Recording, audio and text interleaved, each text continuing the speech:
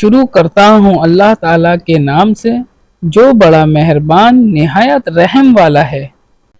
حدیث شریف، رسول اللہ صلی اللہ علیہ وسلم کو یہ اشارہ فرماتے ہوئے سنا کہ جب ایک بندہ مسلمان ہو جائے اور اس کا اسلام عمدہ ہو، یقیناً وہ خلوص کے ساتھ ہو، تو اللہ اس کے گناہ کو جو اس نے اس اسلام لانے سے پہلے کیا معاف فرما دیتا ہے، اور اب اس کے بعد کے لیے بدلہ شروع ہو جاتا ہے، یعنی ایک نیکی کے عوض 10 گنا سے لے کر 700 گنا تک ثواب، اور ایک برائی کا اس برائی کے مطابق بدلہ دیا جاتا ہے، مگر یہ کہ اللہ تعالیٰ اس برائی سے بھی درگزر کرے اور اسے بھی معاف فرما دے، یہ بھی اس کے لیے آسان ہے۔ صحیح مسلم حدیث نمبر 41۔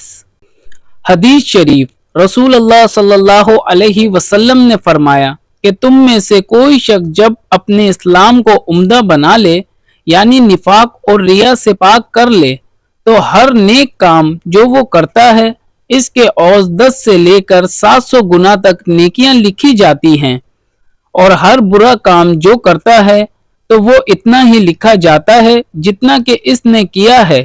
صحیح مسلم حدیث نمبر 42۔ حدیث شریف، رسول اللہ صلی اللہ علیہ وسلم ایک دن حضرت عائشہ رضی اللہ تعالی عنہا کے پاس آئے۔ اس وقت ایک عورت میرے پاس بیٹھی تھی۔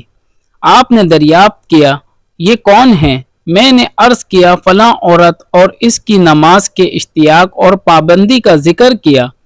آپ صلی اللہ علیہ وسلم نے فرمایا، ٹھہر جاؤ، سن لو کہ تم پر اتنا ہی عمل واجب ہے جتنے عمل کی تمہارے اندر طاقت ہے۔ خدا کی قسم، ثواب دینے سے اللہ نہیں اکتاتا، مگر تم عمل کرتے کرتے اکتا جاؤ گے، اور اللہ کو دین کا وہی عمل زیادہ پسند ہے جس کی ہمیشہ پابندی کی جا سکے اور انسان بغیر اکتائے اسے انجام دے۔ صحیح مسلم حدیث نمبر 43۔ حدیث شریف، آپ صلی اللہ علیہ وسلم نے فرمایا، جس شخص نے لا الہ الا اللہ کہہ لیا اور اس کے دل میں جو برابر بھی ایمان ہے، تو وہ ایک نہ ایک دن دوزخ سے ضرور نکلے گا، اور دوزخ سے وہ شخص بھی ضرور نکلے گا جس نے کلمہ پڑھا اور اس کے دل میں گیہوں کے دانہ برابر خیر ہے، اور دوزخ سے وہ بھی نکلے گا جس نے کلمہ پڑھا اور اس کے دل میں ایک ذرہ برابر بھی خیر ہے۔ صحیح مسلم حدیث نمبر 44۔ حدیث شریف، ایک یہودی نے آپ صلی اللہ علیہ وسلم سے کہا، اے امیر المومنین، تمہاری کتاب قرآن میں ایک آیات ہے جسے تم پڑھتے ہو، اگر وہ ہم یہودیوں پر نازل ہوتی تو ہم اس کے نزول کے دن کو یوم عید بنا لیتے۔